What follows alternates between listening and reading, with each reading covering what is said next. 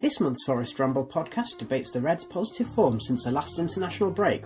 We lavish praise on Lolley, show gratitude for the goals of Grabban and Murphy, discuss our Deutsch defender and whether pants is... pants.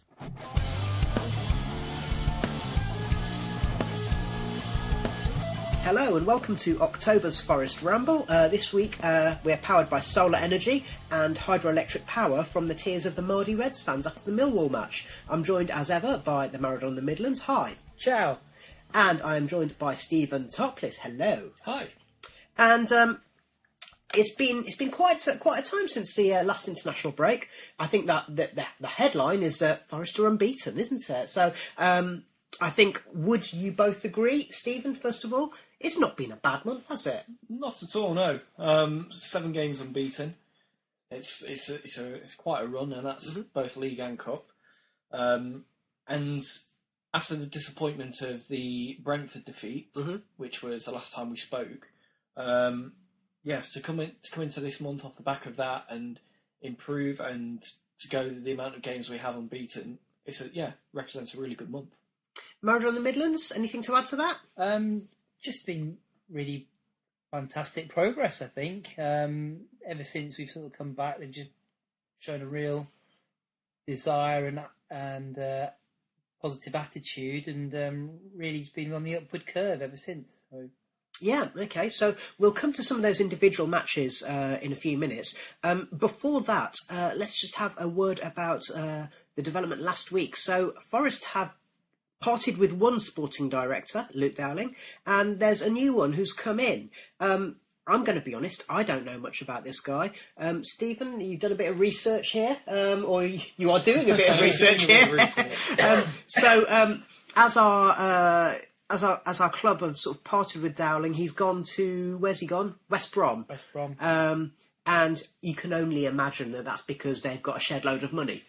Yeah, I think from what I can see, it's just a career progression thing for him. Obviously, they've offered him more money, put on a personal note, and the club as a whole, because of all the years of the Premier League money, they'll have more money to spend, and I suppose it makes his job a bit easier when it comes to sort of identifying signings and the sort of players and attracting the talent. Yeah, so I think it's just down to that. I don't think there's anything particularly sinister about it, any falling outs or anything at the club. It's just somebody looking to progress their career. Yeah, this is what happens. So, what do we know about the new guy then, Stephen? Well, he's been appointed the head of scouting. Okay, and his name is? Simon Hunt, who had previously been sporting director at West Brom, funnily enough, and Blackburn. Oh, okay. And he was the first team scout at Spurs quite recently. So he's worked under Pochettino there, and has obviously got a track record at the highest level in that regard. Yep, and some of the signings that Spurs have made over the last few years, I don't know how many of them were under Hunt's tenure, but they've made some good signings. They've not made some not so good signings as well, but name a club that hasn't. Yeah. Do we see anything changing in terms of the way Forest are approaching things if we've got this new head of scouting? We might see a slight difference in the different types of players we go after, and maybe Simon Hunt has different contacts, that sort of thing, but I don't think it's going to affect things too much, because that's the whole point of having this kind of structure that we do, where you can have a sporting director or a head of scouting, whatever it is. They can come and go, and you can bring new people in without it disrupting the organisation and the way it runs too much. So, yeah, maybe a little bit of a change, but nothing too drastic. Okay, I mean, my take on this is I can't imagine that huge amount will change in terms of the targets, because you look at the signings that Forest have made since the Marinakis regime, and the way in which the net has been cast has been very different to what it had been in the previous few years. So I suspect that's an organisational thing, like you say, sort of the club fabric as much as the personnel involved. Maradona in the Midlands, don't know if you've got any thoughts on that? Yeah, I've never been 100% sure what a sporting director does. I think the new title, head scout, sort of clarifies it a bit more, and sort of tells us what he is going to be doing. He's going to be looking for players and things. I don't know how much the sporting director or scout is involved is actually going out and looking at players now, and how much it comes just down to contacts with agents such as George Mendes and things like that, and just just the overall sort of... So again, it suggests that obviously the contacts that Marinakis and his lot have in the footballing world, it'll be Hunt who'll be kind of taking over as the point of contact. Yeah, maybe. I mean, we don't know. The whole process has been sort of shrouded in mystery. You're never quite sure who identifies the targets these days and where they come from. It's not like the old days where they'd send Peter Taylor down to watch somebody and he'd come back and say, I've got him in the back of the car, we're signing him. So, and then you find him playing as a trialist for the Stiffs. Yeah. So it's all a bit of a mystery these days, but hopefully, fingers crossed, it goes okay. Okay, so back to things on the pitch. Let's go through... we're not going to go through every single match, but the Swansea versus Forest match was mainly forgettable, but was notable for the fact that Forest did show a little bit more resilience than perhaps they had done in that first part of the season. And resilience, with one notable exception, I think is a theme that we can really come back to over the last sort of 6 or 7 matches. Because, we'll move on. The next match after Swansea was the 2-1 win over Sheffield Wednesday, which I thought was one of the most enjoyable matches I've seen, with the obvious exception of West Brom, 70 minutes of West Brom. But the Wednesday match on the whole, I thought was really, really enjoyable. Really a good advert for the division, if not always the highest quality. And it was a good performance by Forest. Any thoughts? I agree. Yeah, it was a good 90 minutes and an important win as well for Forest.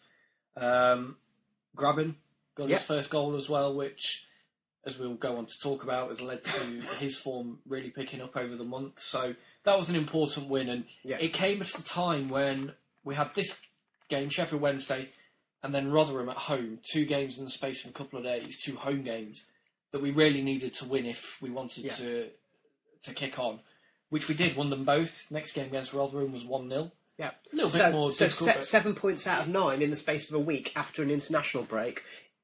At that point, I have to say, although they were very different victories, weren't they? At that point, I have to say that I was thinking, you know what? Karanka he talks about, that when you're playing 3 matches a week, you don't get any time to work on tactics and formations and how the team are going to play. And that was completely borne out by the fact that Forest looked stronger and better and more positive since the international break. So, talk to me about the Rotherham match, Maradona, the Midlands.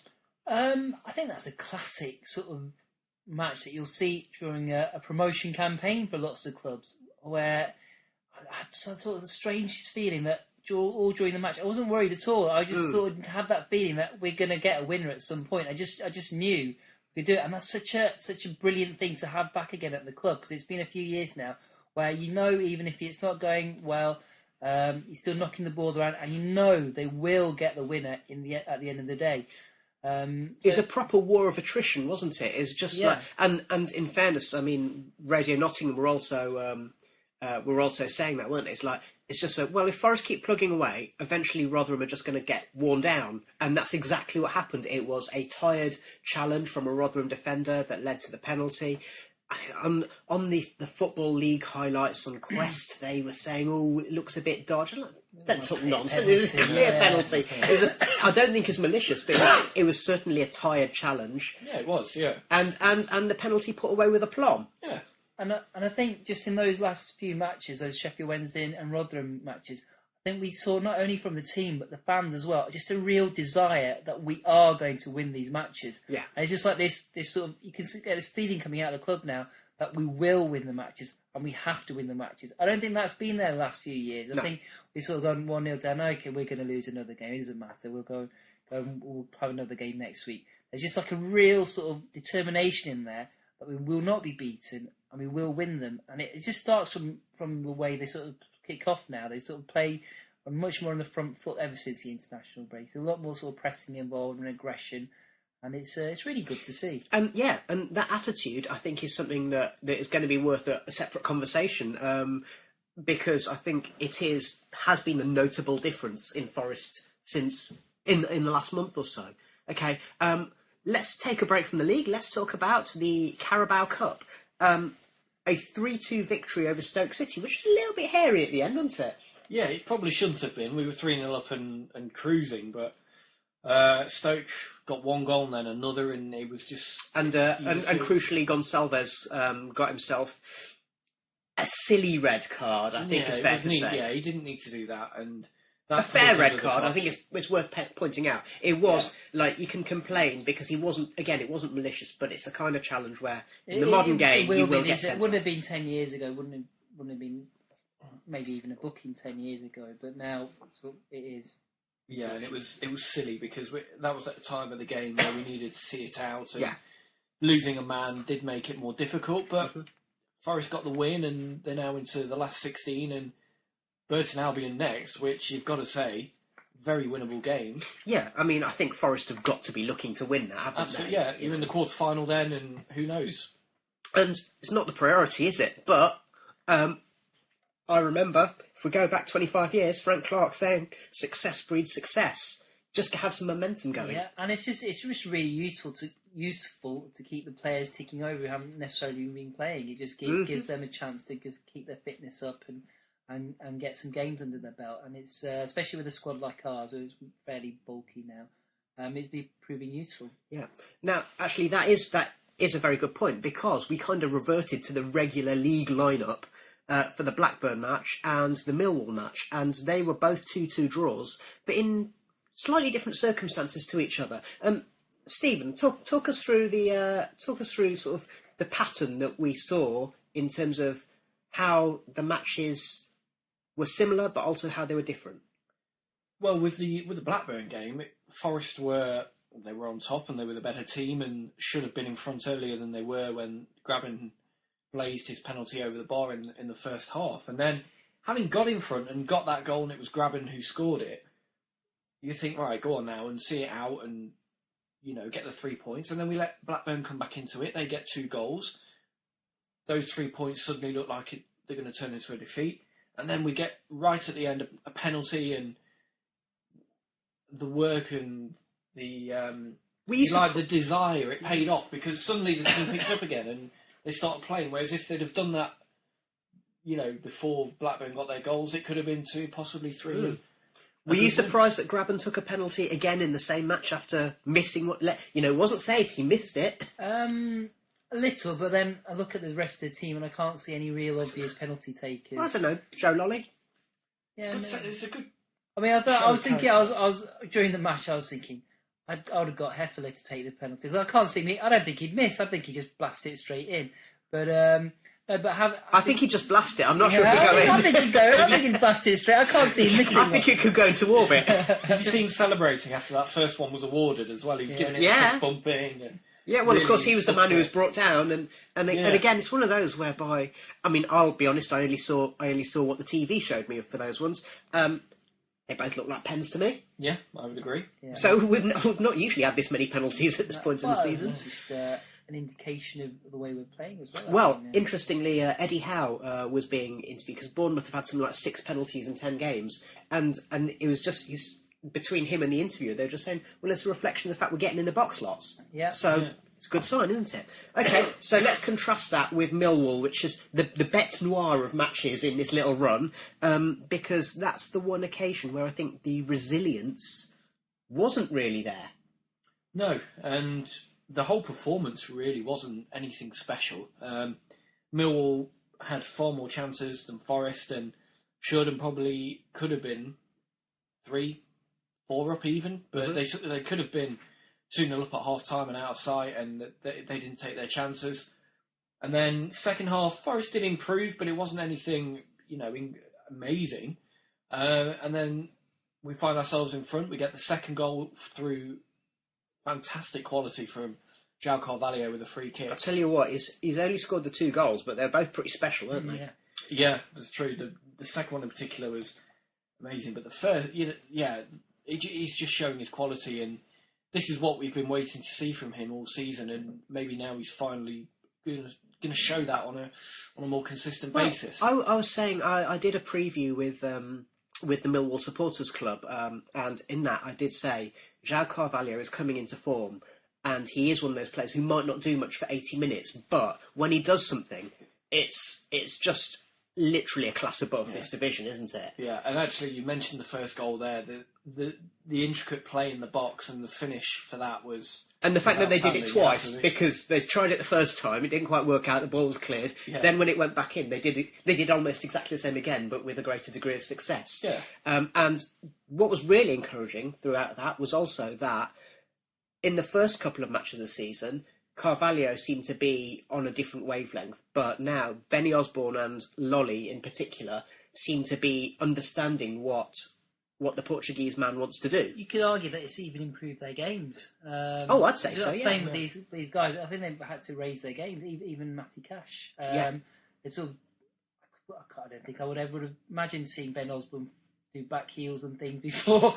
I think he's had to raise his game, so he's realised if he's going to get into the team, he's got to do more and do better. So yeah, and in fairness, you know, he has been one of the players who's in the team on merit when he's in the team, which was something we were worried about at the start of the season. So then that takes us to this weekend's match just gone. I have to say, I didn't see a 2-0 win coming, No. but Forest were well worth it, weren't they? Maradona the Midlands. Yeah, I mean, I'm loath to say it out loud, but I can't help but thinking, is this going to be a watershed moment? I could not have seen this coming, and I just thought, team against Middlesbrough, probably one of the toughest games of the season, and they'll probably bully us out of it. We'll probably concede from set pieces. We'll struggle to score against their Land of the Giants defence. And to put in a mature performance like we did, and to control the game for large periods, and to score 2 quality goals and keep a clean sheet, it's blown my mind. And you use that word bullying as well. Now, I think it's worth noting that Middlesbrough tried to. Yeah. They really did, and at times the ref wasn't giving Forest a huge amount of protection. I mean, for a player like Michael Dawson to have to go off injured. That says something. You know, he's someone who would play through the pain barrier for Forest, and he went off injured, and we almost lost Danny Fox as well. And so for Middlesbrough to try those tactics, and Forest to just be like, yeah, all right, well, we're just going to show you by playing better than you. I think that's really something, like you say, it shows a real maturity in the team. A team which, for the first time in this run of games in the league, he did change from being more or less the first choice side. So that's something that was a bit of a surprise, wasn't it? It was, yeah. And I think come 2 o'clock, a lot of fans, when they'd have heard that team news, would have been thinking, oh no, well, we're definitely not going to get anything now, because on paper it probably didn't look as strong a team as we've put out in previous games, but it obviously was the right team for the occasion, and the way that they played and the way that they stood up to Middlesbrough and took them on, and they proved everybody wrong, and it was a really pleasant surprise that we came away with the win, but to do it in such circumstances, like you're saying about we controlled the game and we were the better team and well worth a 2-0 win. And it says something that every single thing I've seen on the internet, and we all know we've talked about the internet many times, every single thing I've seen from Middlesbrough fans is just saying, hey, you know what, Forest looked amazing, fair play to them, they were the better team, and that's a sign of the fact that Karanka's not only a good manager, but he's actually raised his standards from what they were when he was the Borough gaffer. And I think that really speaks volumes. Yeah, I agree, yeah. And for him to go back there and get a win, he played it down afterwards when Robin Chipperfield asked him on Radio Nottingham about the significance of the win and going back to the Riverside and taking 3 points. He was diplomatic and he played it down. And well, Maradona the Midlands, you've made the comment. Just another game. You've made the comment many times before that he's a bit of a wily old fox in interviews, isn't he? Yeah. He knows what he's doing. Yeah. I think he'd have definitely been delighted with that. No it's an interesting one, actually, just as a bit of an aside, that in interviews, I think because he's got such a strong accent, you kind of forget that he's totally fluent in English. He knows exactly what he's saying. He's very, very calculated, but he doesn't come across doing that in a Billy Davies kind of way or a Jose kind of way. Yeah. He knows exactly what he's saying now, and I think he's played his interviews very, very well all season.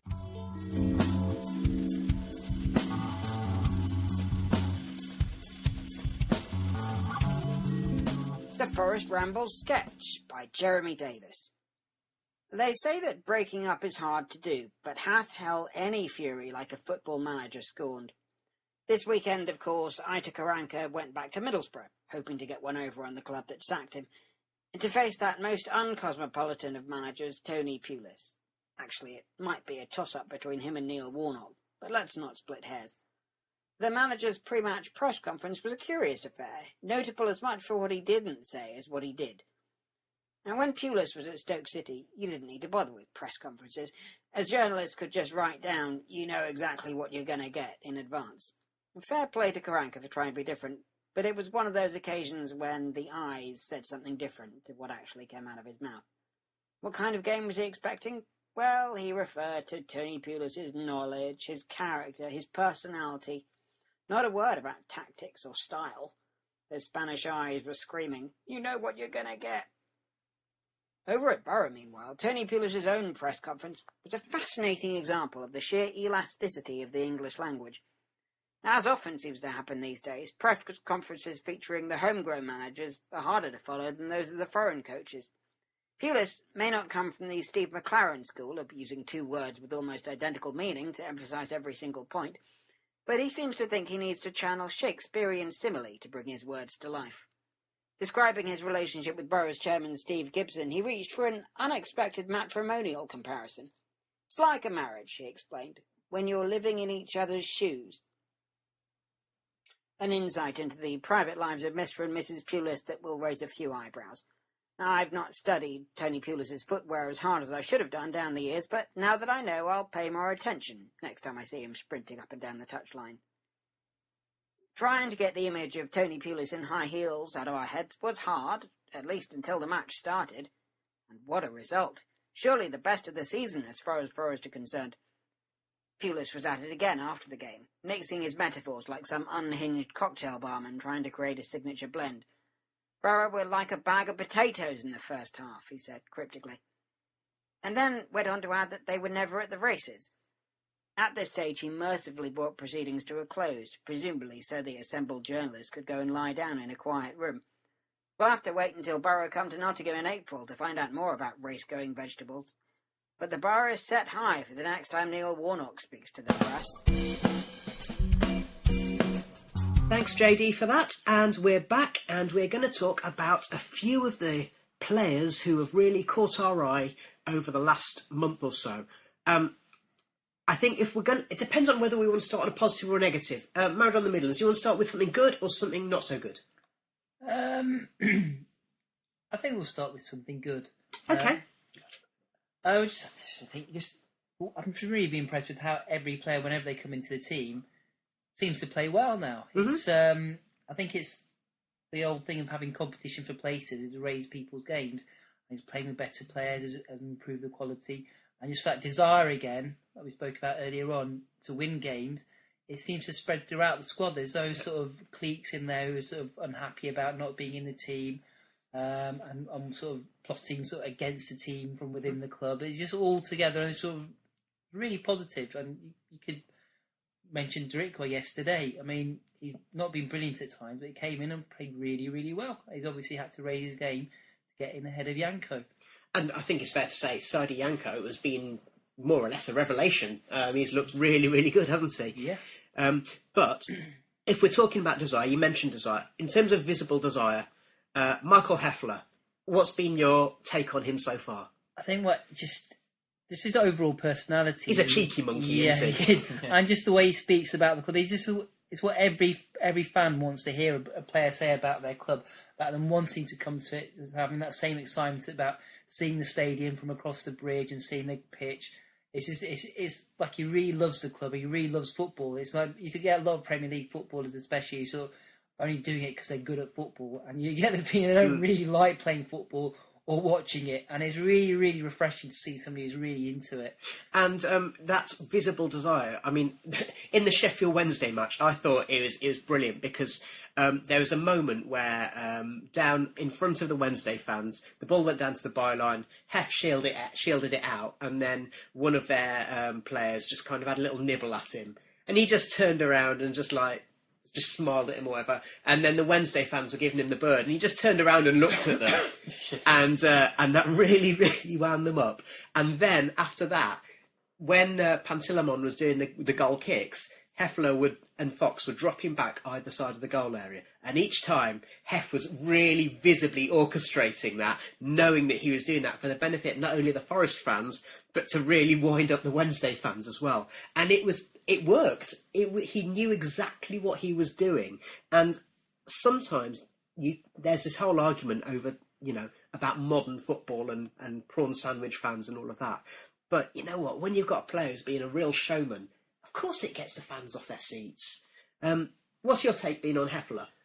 It's great to see him enjoying his football so much. He just strikes you as that kind of man that he loves playing football, and he really throws himself into the club that he's playing for, and he's really proud to wear the Forest shirt, and you want to see that from players. But against Millwall, he didn't seem that sharp, and then he was dropped for the Middlesbrough match. What do you think about that? I thought he'd gone off injured against Millwall. I think there was or maybe he'd been carrying a slight knock or something. But Karanka said it was a decision to leave him out, to rest him. Yeah, he did say that, yeah, and perhaps with good reason, and Heffler will come back after the international break and he'll be fine again. But I have to admit, the performances before that from him were excellent. The way he slotted in, and he was commanding, and he was backing up that personality, if you like, and that bit of showmanship. He was backing it up with performances. Well, and leadership as well. And I think that's, although I've said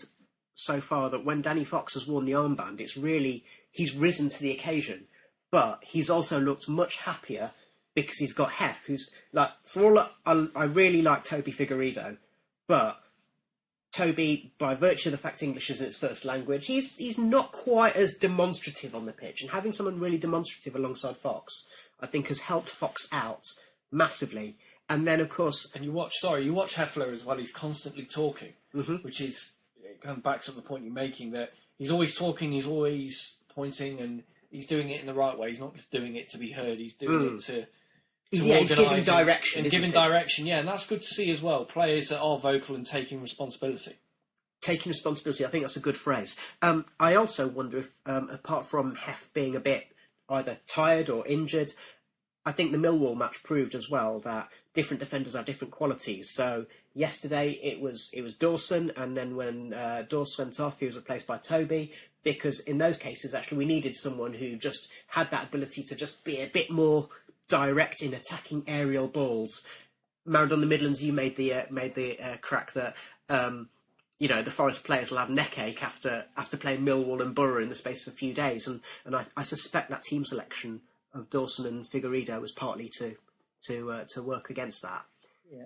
Okay. And the Millwall game, I think, it's probably been almost a good warm up for Middlesbrough, because there were times against Millwall where we didn't deal with their aerial threat very well, and with the goals as well, that was evident. So to come off the back of that game and then go to another team that plays direct and perhaps even to a higher standard than Millwall, and by virtue of their league position, to go there and do that.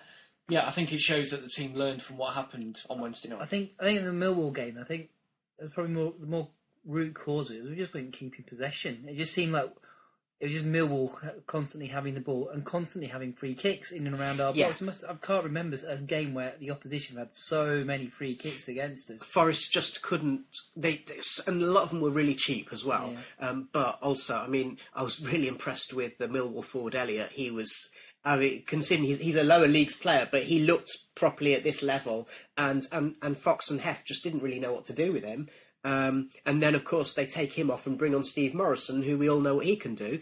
The other thing about the Millwall match is we talked briefly in the last podcast about Pantilimon. Is he a bit of a Marmite figure? He's been getting the bird from a few parts of the crowd.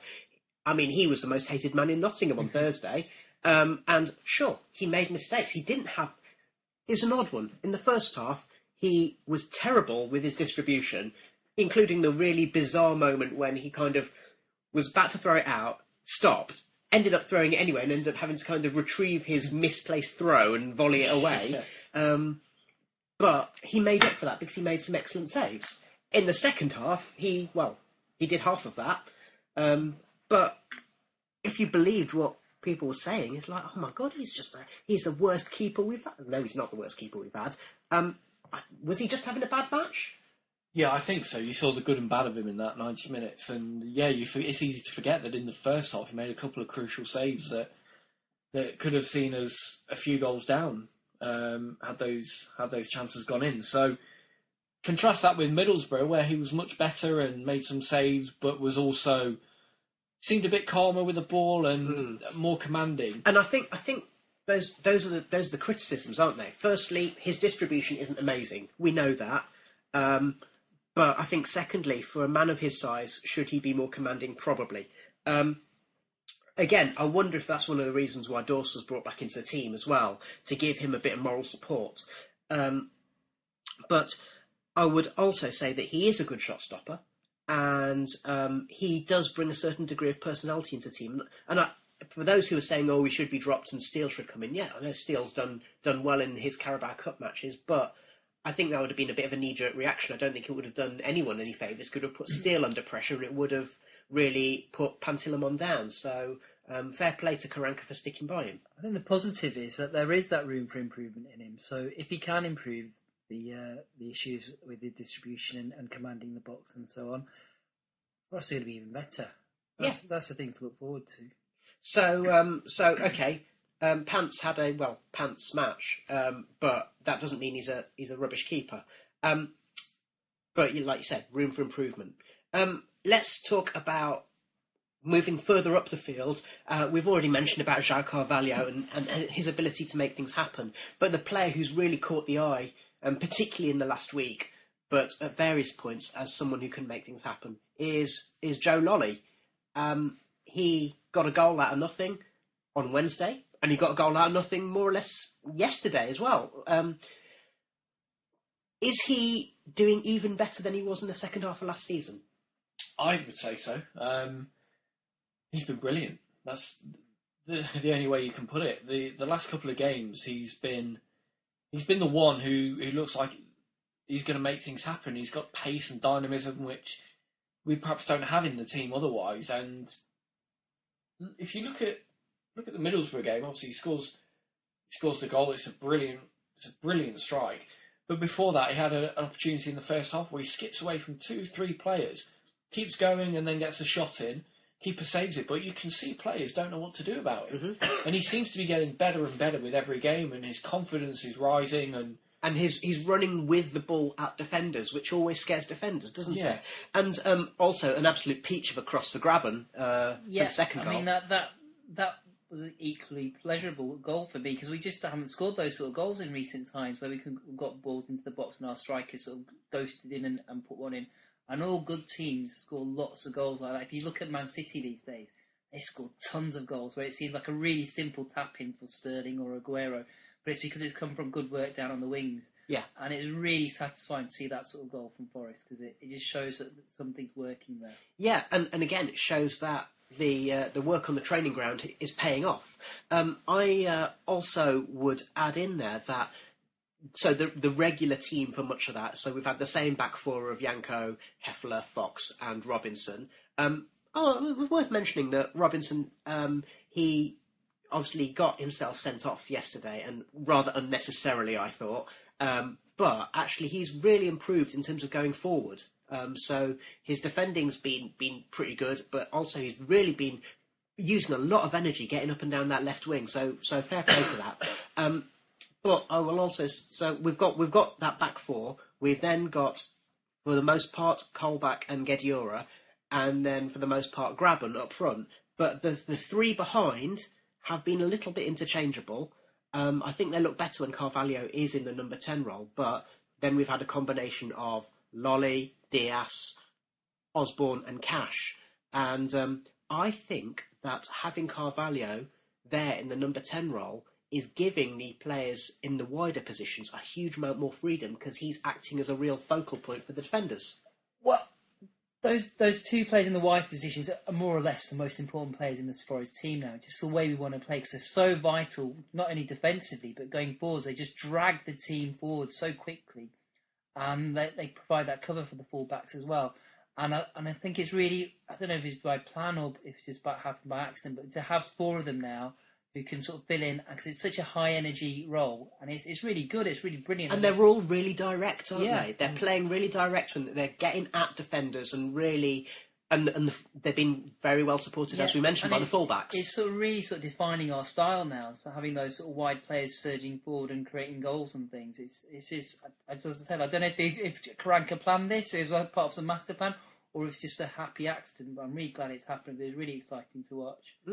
Okay, and then with the goals, this time last month, we're still waiting for Grabban to break his own personal deadlock. And now how many's he got? 5 in 6, is it? 5 in 6, yeah. And we talked about his goals do sometimes come in spurts. And this month has been a prime example of that. Having got his first goal against Wednesday, he's now gone on and put a couple of penalties away in that time as well. And yeah, you scored 2, missed 2. Scored 2, missed 2, yeah. But you can see the confidence in him now. That one goal gave him initially, but obviously, the more goals he scores, the more confident he's going to be, and he's really grown into that centre forward role now. Mm-hmm. Although against Millwall, you saw when a match isn't going well, I think he is one of those players whereby he's got a touch of the Dimitar Berbatovs about him, where his body language, he's got kind of quite a languid and hangdog style of body language, hasn't he? So he didn't quite look right, but I don't think that's. I think if you are playing a very lone furrow when you're the centre forward in a Karanka team, I think, and he was feeding off scraps in the Millwall match. Is that a fair reflection? Yeah, I think so. We just didn't have possession, did we, during that game? So it was very, very difficult. There was an argument maybe to bring Murphy on. Maybe he would have held it up better. Maybe battled a bit harder. And maybe that's one of the reasons why Murphy came in the Middlesbrough game. Well, as you mentioned that, in the couple of matches that Murph's played, he's been a revelation himself. He scored an absolute belter against Stoke, and then did amazing work in the Middlesbrough match, including setting up Lolley. And the really, really good thing about seeing him play is that he's got that drive, that sort of powerful acceleration, which is the first thing that goes with older players. And so to see him still have that and sort of driving past players and dragging the team forward is really, really... Yeah, I mean, that's the thing. Like, if you were watching the replay of Forest's first goal against Middlesbrough, you wouldn't have known that Murphy's 35, would you? From the way he received the ball back to goal, at sort of edge of the centre circle, and then just turned and really had that burst to kind of get away from his defenders and open up the space for Lolley. So that's been very, very impressive. I think they're both scapegoats. Like, Murphy's had a lot of stick, hasn't he? But that's nothing new, is it? He's had stick ever since he joined the club, and I think it's unfair. I don't think he's been necessarily a bad performer. He's had a couple of games, but who hasn't in that team? You could say the same about Grabban. It's took Grabban however many games to get scoring goals, but he's scoring them now. And with Murphy has been quite consistent, really. Yeah, I think it's just he's scoring goals at a healthy rate. His goal-to-game ratio is very good. It's just a criticism thing. It's just the nature of the beast now, because the radio has so many hours to fill up. Twitter obviously fills the gap, and other podcasts and I think the trouble is that Twitter fills a gap for people who've got a lot of gap. Yeah, and I just think it's going to be. I think we've just got to stick together. I think there's something really positive building at the club, and we've just got to keep it in perspective when we do drop a point. I mean, we didn't lose against Millwall. No. It was a game where I was pretty nervous beforehand, so I thought they're built to sort of beat Forest. They're sort of tough team. I think the start of the season they've had has been a little bit misleading. I sort of still remember the Millwall of last season. Okay, they've lost a couple of players, but they were a really good team at the end of last season. So just keep it into perspective. We managed to grab a point out of that game, and I think there will be points during the course of the season. It's a long season with 50-odd games where we're not going to win every single game. We're not going to play champagne football every single game. And when that happens, we've got to stick with the players and not criticise them too much.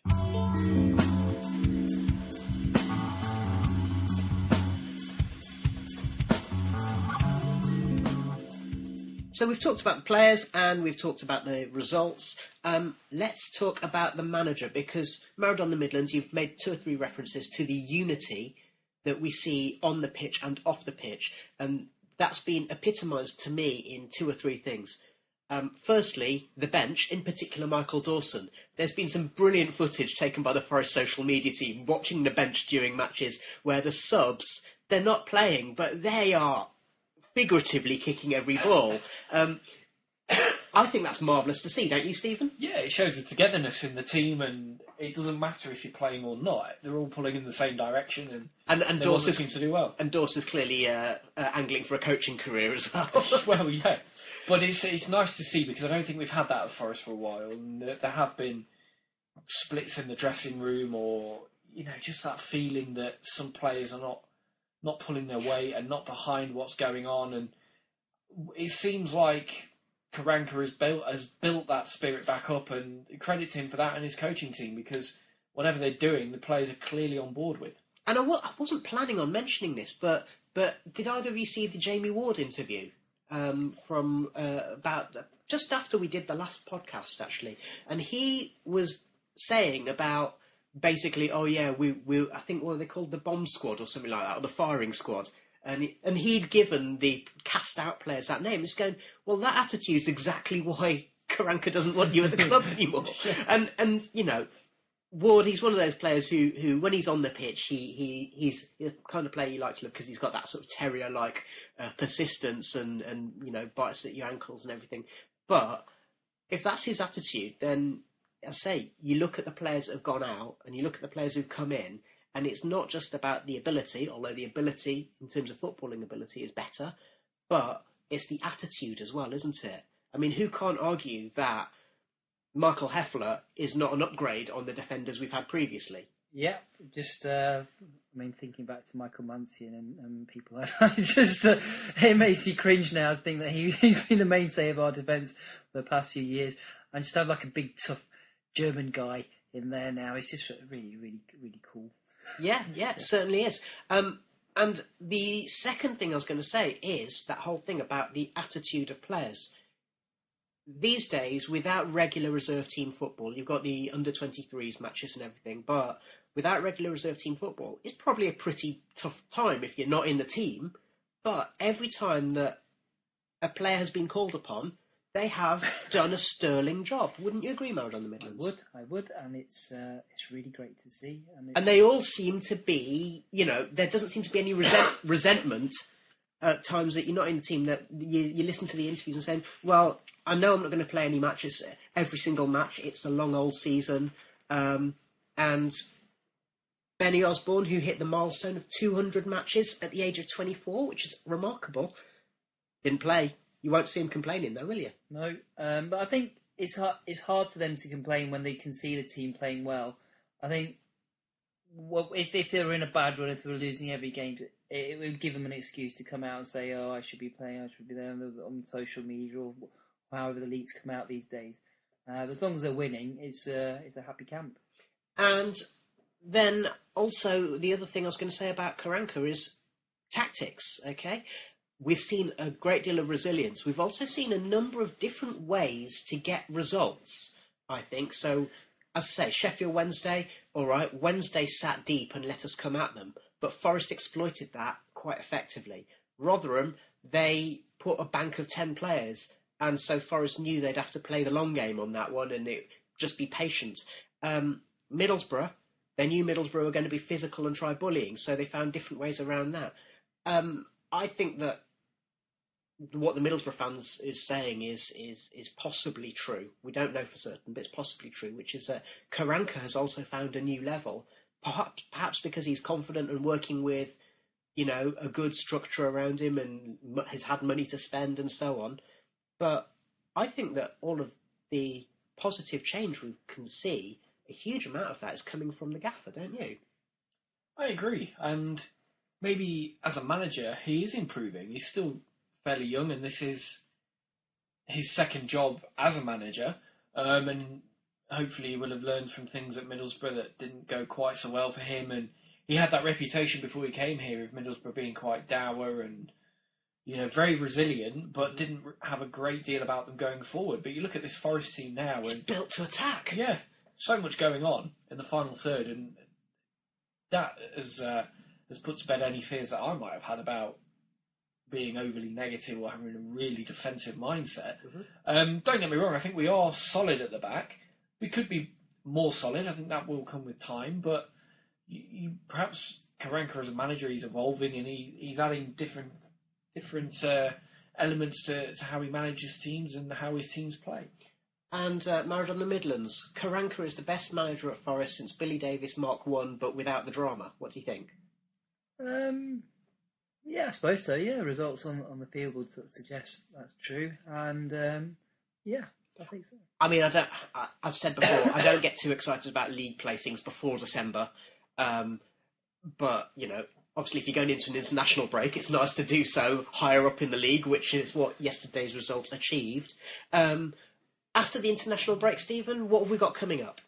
Well, it's home game against Norwich. They've been up near the top, and it could be. They've quietly become a very strong team, haven't they? Yeah, they were a bit hit and miss last season, but they seem to have got it together this time. And as our friend, a Luton supporting friend of ours, Ryan, pointed out, last season was Farke in hell, but this year it seems to be working a bit better for them. Yeah, but then you've got Bolton away, which they've had a good start, but they've fallen away a bit. So you feel confident Forest could get something out of both of those games, possibly 2 wins, all being well. And then it's an away trip to Leeds on the TV, which... Ooh, that could be a bit tasty, couldn't it? I think that's going to be even more of a test than Middlesbrough, if I'm honest, the way Leeds are playing. But also, Leeds might not have any players left by then. They've got quite a few long-term injuries, getting suspensions. I think that's potentially a fact that Bielsa's notoriously a very hard taskmaster, and so I wonder if they're getting a lot of training injuries and muscle injuries and that kind of thing. Yeah, I think that would be a really interesting game to watch, because there's going to be 2 teams trying to play football, both pressing each other, lots of tactical battles going on between the managers. I think that'd be a really fascinating game. You've got the Burton Cup game after that, so you would hope Forest can win that one and get through to the last day of the Carabao Cup, and then Sheffield United at home. That's going to be another tasty one, isn't it? Yeah. They've just gone top of the league at the time of recording this weekend, so the way they're playing, the form that they've got themselves into, that could be a very and you know what, actually, I think the thing that we've got in common with Sheffield United is, again, they've shown a number of different ways of getting results. If they need to do it low down and dirty, they can do. If they need to do it by playing good football, they can do. And who have they got up front for them? Billy Sharp and David McGoldrick. Well, Goldie's been playing really well, to be fair to him. He's involved in every single goal. But he's still got that languid style. I saw him walking up to take the penalty. It was classic McGoldrick. He was just with so much effort just to get to the penalty spot. But he put it away, so fair play to him. So it's interesting times for Forest. I think it's a good time to be a Forest fan. I think, as you've said, Maradona in the Midlands, I think this is possibly as good as we've felt as Forest fans for quite a few years. And crucially, there is that sense of, you know what, and we might actually be able to keep it up. It's a tight division. You only look at the points differences between where Forest are in the league and about 16th, and it's very, very tight. And there aren't really any teams, I think, who are going to run away with it this year. Maybe West Brom. I think maybe they've got the goal-scoring prowess to sort of just power away with it and just walk away with it. With Forest, I think it's all positive. It's just that age-old problem that sort of struck Forest down, these injuries. Just if we can keep clear of injuries, I'm just so positive about this. Also, we've also shown that if a player isn't available, we can have quite a good degree of confidence in the player who's going to take his place. Yeah, but it gives us that flexibility now, having fully fit squad. I just hope they can stay fit, because if we can, I'm really positive this season. Stephen? Yeah, I can't really add much more to that. The injuries will be key, because they have in the past derailed our seasons, and we've almost ended up relying on certain players. And then when they've not been around, things have fallen apart. So I'm confident this time that won't happen. There are good options in reserve, and players are in form, whether they've been playing 10 games in a row or they've only played the odd one here and there. They all seem to be in form and all willing to play and put in a shift. So, yeah, in that regard, I'm confident. For me, it's just consistency. We haven't lost many games. We've lost one, in fact. We've drawn quite a few, but there is that resilience there. We're not losing games. We just need to be more consistent in producing wins. if we do that, then that will be the difference between finishing in the top 6 and finishing somewhere like 10 or 11. I think if we continue that upward curve that we've shown just from the last international break to this one, I think we can do that. I think I can see this team going on and run of wins. It's just they're just getting to know each other more and more, and they're just starting to do things like create goals from sort of the edge of the area and from crosses, and just I can see it happening. I've got a feeling in my bones that this is a team that's growing